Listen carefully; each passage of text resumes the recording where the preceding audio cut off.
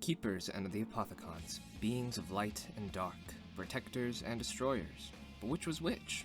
Well, in this episode of Lorekeeper, we'll discuss the known histories and purposes, as well as the creation of the Keepers and the Apothicons. At the beginning of time itself, a being known as the First One would be born into existence. Alongside it was the Keepers. These ancient creatures would go on to create the Summoning Key, which the First One used to plant seeds of life throughout the growing multiverse. The Keepers would use this device to create a realm known as Agartha, a physical manifestation of the Ether. This realm could not be breached by anything on the outside. A group of Keepers would discover a realm known as the Dark Ether, and began to do experiments with the elements within its realm, unaware that they were being corrupted by its properties. The Shadow Man was among this group of Keepers, and as they learned more, the more tempted they got with its corruptive power, becoming corrupted Keepers. A war began between the Keepers and the corrupted Keepers, with the latter losing and being forced into the Dark Ether, where they were sealed away. Over centuries of time, the corrupted Keepers began to evolve from the Dark Ether and become the Apothicons we know today, beings that barely resembled their former species. But before we dive into the Apothicons, I should tell you the purpose of the Keepers. Keepers are beings outside of time and space, observing the multiverse.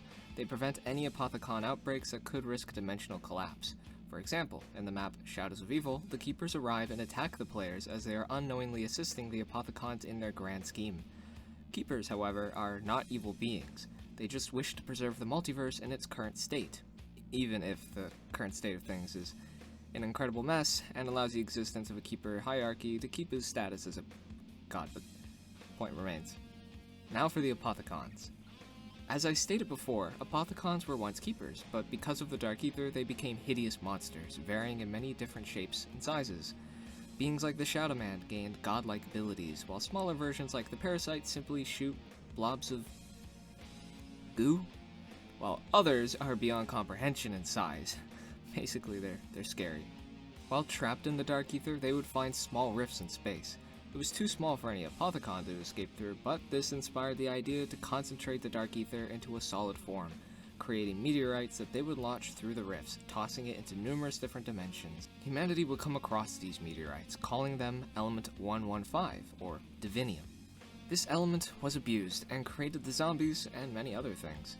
This element's usage would expand the rifts in the Dark Ether, allowing for the Apothicons to break free over time. Upon their escape, a great war followed. Humble servants to the Royal Wolf King fought desperately against the Apothicon invasion. The Keepers, alongside 4 mysterious warriors, entered the battle to assist the Wolf King and his men, banishing the Apothicons back into the Dark Ether. This battle was known as the Great War across all timelines, and serves as the beginning of the cycle that these 4 mysterious warriors were forced to endure for a millennia to come. When in other dimensions, the Apothicons corrupt servants and swallow dimensions. Once again, in Shadows of Evil, the Apothicons would devour the entire dimension, killing everyone in that reality, and they would successfully breach Agartha thanks to the Shadow Man. However, they were defeated by Primus and seemingly destroyed, but that was only in the Cycle timeline. In the Broken Cycle timeline, Primus and Ultimus would sacrifice themselves to collapse the multiverse, sending everyone into the Dark Ether, the Keepers and Apothicons along with it. Whether or not they survived is yet to be answered. The Keepers and Apothicons have their own languages as well, which can be seen across Black Ops 3. The way these languages function are honestly beyond my own comprehension, so I can't really teach you it unfortunately, but just for funsies, I will show you how to at least say Keeper and Apothicon in both languages. Before we end things off, I'll briefly show and discuss the Keepers and Apothicons we know of. The basic Keeper, once referred to as Vril, behave no differently than the basic zombie enemies. They simply float towards you, slashing at you with their claws. The same goes for their corrupted brethren. The only difference between them is appearance. In the Alpha Omega intro cutscene, we actually get a quick glance at what appear to be gargantuan Keepers, featuring large hulking muscles. We never see these Keepers in-game, however, or know really anything about them. This variant of the Keeper is not an enemy, being the Keeper Protector. The Keeper Protector acts exactly like many other Protectors do in the series, being an NPC that supports the player in the fight, and revives them should they go down. The Keeper Protector is an essential part of Revelations' Easter egg. And while the fate of the Keepers aren't known, the enemy in Black Ops Cold War, the Plague Hound, features a similar mouth shape, but more importantly, the same tongue. Looking sorta like the suction cups off of an octopus, in a way? How do you describe their tongue? Onto the Apothicons. We have the Margwa species. The Margwa, similar to the really buff Keepers, are big muscular brutes. They stomp toward their enemies, slamming their tentacles down with extreme force. If the player has a shield and their back's facing the Margwa, they won't take any damage, but their shield will be destroyed. Despite being large in size and seemingly imposing, they're easy to take down. One of their 3 mouths will glow, allowing the player to open fire on it, damaging the Margwa. There are 2 other variants of the Margwa seen in the map Revelations. The Magma Margwa, as I call it, spews a trail of lava that launches up from the ground when it reaches its intended target, or its limited range. Its lava can also buff any zombie that gets in its way, turning them into a napalm of sorts. And secondly, there's the Void Margwa, who summons a rift into the Dark Ether, sending out skulls of corrupted keepers that chomp down on their prey. The Margwa somewhat reappears in the Dark Ether storyline through the Abomination, even though the Abomination features parts of human corpses like the Mimic, who also vaguely resembles the Margwa. It could be theorized that the Margwa evolved into the Abomination, or was consumed and molded into it. Next is the Parasites, which there are 2 of, but they behave no differently from each other. Parasites fly around shooting globs of what I assume is acid at the players. As the name implies, they're annoying, but harmless. While multiple parasites can easily overwhelm a player, a singular parasite is unable to kill a player due to their slow rate of fire. Insanity Elementals, more known as meatballs by the community, are a ball of screaming flesh that rolls into players and explodes.